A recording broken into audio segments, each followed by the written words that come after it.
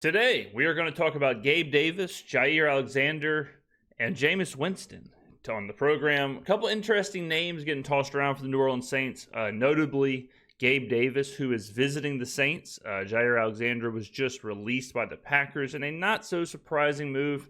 I think everyone assumed that the Packers and Jaire were going to go their separate ways, but he is available now. Positions of interest for sure in the wide receiver room and the cornerback room.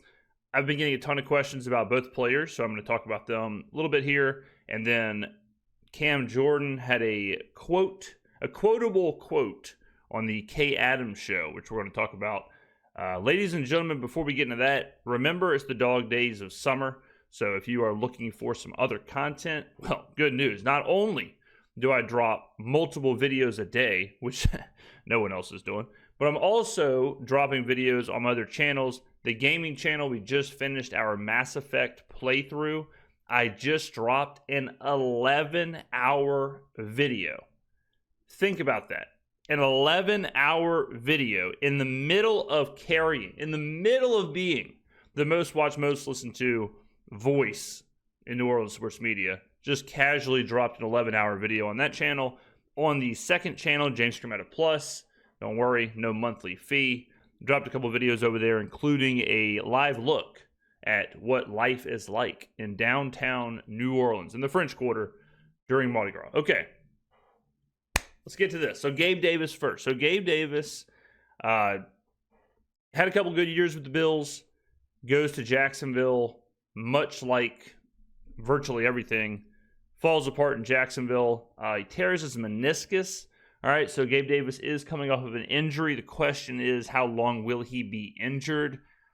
I'm not a doctor, but he's not healthy. All right, so I'm not going to say he's not going to be ready for week one, but I would assume he's going to miss a little bit of time if he is signed. Now, with that being said, Gabe Davis is kind of what the Saints are looking for. So he's 6'2", 225, big wide receiver. As we all know, everyone wants a big body wide receiver. He's a good blocking wide receiver, which is something the Saints do not have, but the Saints want. He's been productive. I mean, granted, he was productive in Buffalo, where I could be productive with Josh Allen as my quarterback, but super consistent, okay? He goes 599 for 7 touchdowns, 549 for 6 touchdowns, 836 for 7 touchdowns, 746 for 7 touchdowns. So, he was effective and he was impactful, especially against the Chiefs in one of the craziest games a wide receiver could possibly have. But he went 8 for 8 receptions on 10 targets for 201 yards and 4 touchdowns. Insanity from Davis in that game. Now on this one, I think it makes sense. I think Gabe Davis to the Saints is totally fine. I would have no issue with this at all. This is one of those super, super, super, super low risk. There's no risk to this. Even if it doesn't work out, even if he's hurt, even if whatever, I have no problem with the Saints bringing him in. In Buffalo, he was mostly a deep threat, like we just showed. He had a 98-yard touchdown reception in 2022. But you wonder, how much of that was just being a byproduct of Josh Allen? How much of this is just you have a quarterback who can throw it 80 yards. So I don't know. But I do like the idea of Gabe Davis. I would have no problem with the Saints signing him. I think they should. I don't think him being 6'2", 225 all of a sudden makes the Saints a contender. But I do like the idea of having a blocking wide receiver. I do like the idea of having a consistent wide receiver, someone who has done it in the league. And yeah, if he's available, super cheap deal, $1 million here. What's $1 million between friends? So I think the Gabe Davis stuff, I think is legit. All right, so let's move on to Jaire Alexander. All right, so Jaire Alexander was released by the Packers. I've said this before, and I'll say it again. Cornerback is the most volatile position in the NFL. You extract the least amount of value with cornerbacks because the game has changed to where this whole play man on the outside on an island, Revis Island or whatever, whoever your favorite cornerback ever is, that doesn't really happen anymore. All the cornerbacks now kind of drop back, play this kind of softer zone. There isn't as much importance on the individual matchup and the individual isolation that cornerbacks used to have. Cornerbacks can be really, really, really, really, really, really good and then be really bad. All right, they can have 1 year where they have a 55 PFF grade. The next year, the defensive player of the year. They can be the defensive player of the year and then a year later get traded for a 6th-round pick. We see it all the time. All right, so cornerback, I'm always a little hesitant on because of that. Because, well, what are you actually getting from them? So Jaire is a great example of that. He's a 28-year-old who a couple years ago was one of the best, if not the best, cornerbacks in the NFL. But what happened? Injuries. Same story. Tale as old as time. Okay. 2021, he plays 4 games, his 4th season. 2022, plays the entire year. He's a Pro Bowler, second team All Pro, all that stuff. Then he plays 7 games in 2023, 7 games in 2024. All right, so 3 of the last 4 seasons, he has been big injured. All right, so that is a huge issue, right? Now, his contract, he was making, I'm not sure if it's on here, but he was making like $20 million a year, somewhere in there. He signed like a 4-year, $80-something million deal. So that's about where he was making as far as cash. He's the opposite of Gabe Davis, all right, where if you're signing Jaire Alexander for $20 million, that's not the move, okay? Anytime someone asks me, hey, what do you think about blank player? I always say 2 things, medical and money. How's it? That's it, right?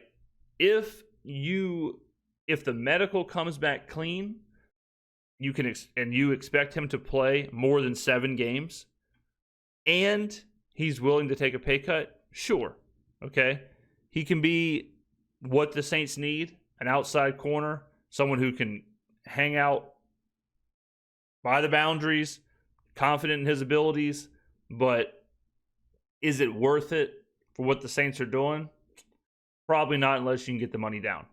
I also don't think that it's even going to be a question. I think he's going to go to Baltimore. Jaire Alexander played at Louisville with Lamar Jackson. They are best buds. I would not be surprised at all if Jaire took a pay cut to go play for a winner, and his best friend is the quarterback in Lamar Jackson. So I think he's on his way to Baltimore. So I don't think this is really a conversation anyways, but I don't think I would do it if I was the Saints unless it was perfect. Unless it was, oh yeah, he took blank pay cut. Oh yeah, we actually worked him out and he's the healthiest he's ever been. All right. So the last thing we're going to talk about is this clip from the Kay Adams show with Cam Jordan. So Cam goes on there and he says this. I'm going to recruit a veteran quarterback properly when the time is right, and that's going to probably take all the cap space we have. Got it. And who would that be? Would that be like Kirk? Like who's out there that's interesting to you? I was thinking if you could get Matt Ryan out of retirement to be your veteran quarterback presence in the locker room, would you do it? No, absolutely not. Absolutely not. That's sacrilegious.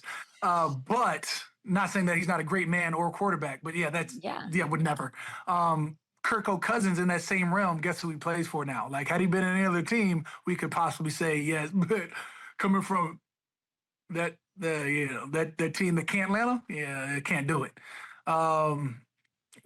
Jameis? Oh, well. He thrived there. If I'm being non-biased, Jameis? He thrived there. Everyone's obsessed with him in the locker room. He's probably, that would be like, that's the belle of the ball. That's smart. Yeah, I didn't even think of that. Cam, you're so smart. There's Russell over there. They got Jackson Dart. My God, Jameis. Yeah, yes. Come on down. It makes a lot of sense. Joe Flacco, see Mrs. B. Go see Mrs. B. Absolutely. Yeah, and in fact, you're right. I'm going all in. Jameis as a veteran quarterback. Come on over. So, not to go full on rant alert here, but I am so tired of this conversation. And honestly, before the rant alert, I understand this is just a quip.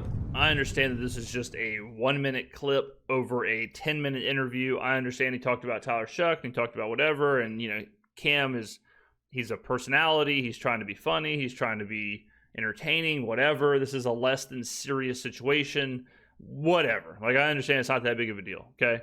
When I first heard this, it kind of pissed me off because I'm thinking we just went through all of OTAs.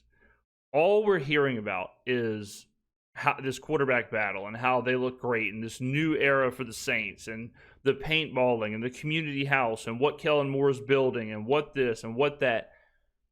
And this veteran quarterback thing will not go away.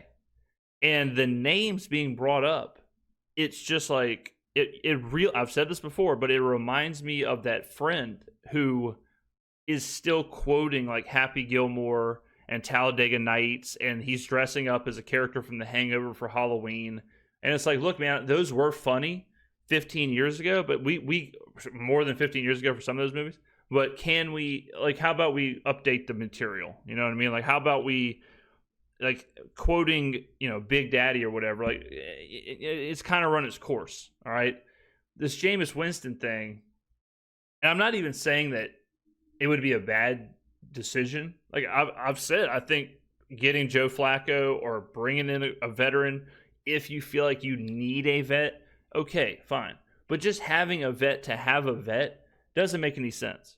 And like this whole love affair thing with Jameis where, oh, he's funny. He does the funny fishing video where he interviewed the fish. He did the funny thing during the Super Bowl. Like, man, I just don't put any stock into that at all. And it's kind of cringy whenever the Saints are trying to move forward and we're trying to bring this whole new era and we're trying to do all this new stuff and we're building everything and it's so exciting. And then you have people who are like, yeah, but what if we brought in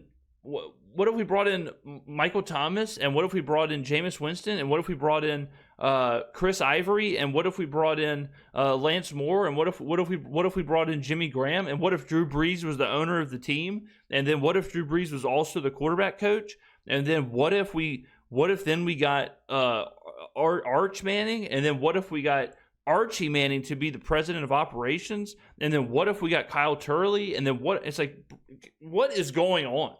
Like, this is like some kind of crazy fever dream, like in some Saints fan fiction subreddit. Like, this is getting insane. This is getting out of control, right? So, I just think it's like, again, I understand it's a meaningless quote, just a quip or whatever, but I just think if you're Tyler Shough and Spencer Rattler, you got to kind of be looking around. Like, you got to kind of feel deflated. You kind of have to feel deflated that you're putting in all this work and the team is seemingly taking these steps forward and seemingly do all this stuff. And then arguably the team leader is out here on the Kay Adams show advocating for taking 20 steps back because he wants to yuck it up with the amazing Jonathan in quarterback form. Like, I understand this idea of the vet quarterback thing, but to cover the OTA's quarterback battle, and then to hear Cam say, nah, I'm going to recruit a vet. We're going to spend all of our salary cap money on a vet, and then we're going to bring him in, and then we can watch Jameis's 5-minute set that he's working on. And instead of worrying about the quarterback battle over here, we can watch hilarity ensue. I've already got it lined up. Jameis is going to interview a crawfish, and we're going to have him tour New Orleans. It's going to be great. I can't wait. Hey, what about Tyler Shough and Spencer Rattler? That's all fine and dandy, but I really like this idea of Jameis with a whoopee cushion down in the French Quarter. Like, I'm just ready to, and I have been ready to move forward with the Saints. And I've been saying, like, the only way we're going to be able to get where we want to be, the only way we're going to be able to have a new identity and move forward and be a different team and start something new, the only way that's going to happen is if we shed some of this, like, we're very we are really, really, really, I guess, loyal to a fault of the past. And we really hang on to the past. And, I just think it's time. And it's a weird intersection, too, because it's not necessarily a bad idea to bring in Jameis. It's just like we're talking about it way too much. We're talking about this vet quarterback thing way too much because here's my question I've been asking and answering. Why are you bringing in the vet? What's the goal? Are you bringing in the vet to play? Because then you're kind of cooked, right? Like, building a team out of players that no one else wants is not really a way to win. Building a team out of players who get released and cut and traded for 7th round picks and DFA'd, like, that's not really awesome. That's not really the move. I have seen in the last week, I've seen the Saints should sign Leonard Fournette, Jameis Winston, Kirk Cousins, Gabe Davis. I'm trying to think who even some other of these hombres are. But then if you did all that, right, it's like, man, this team is just almost exclusively players that were released. Like, that can't be good. Maybe the Montreal Alouettes in the Canadian Football League, maybe they want, like, hey, these guys play in the NFL. Like, yeah, they were released, but they still are NFL players. But for the Saints, that's not the way you want to build a team, right? Like, you don't want to start your Madden season, release your entire team, and then go into free agency and be like, all right, what 72 overalls can I build my team with? If we are starting the season with Kirk Cousins as our starting quarterback and Leonard Fournette as our starting halfback, we're in trouble. We are in a horrible situation. And this whole, like, yeah, we're getting younger. Yeah, we're doing this. Yeah, we're doing that. It goes out the window. And all of a sudden, you're not doing nothing, right? So, again, I just wanted to finish with this part. I don't think it's that big of a deal. I know Cam didn't mean anything by it or whatever. I just think it's a bad leadership moment. I think this is an opportunity where, the yucks it's probably better to just hype up, talk about the guys in the building, versus continue, fanning the flames of this Kirk Cousins or Jameis Winston or Joe Flacco or Kenny Pickett or Matt Ryan or Elvis Gerback or whatever other vet quarterback, people want to bring in. But there you go. Jaire Alexander, Gabe Davis, Jameis Winston. Conversations. Ladies and gentlemen, get on down in the comments below. Thank you for watching. I'll see you in the next video.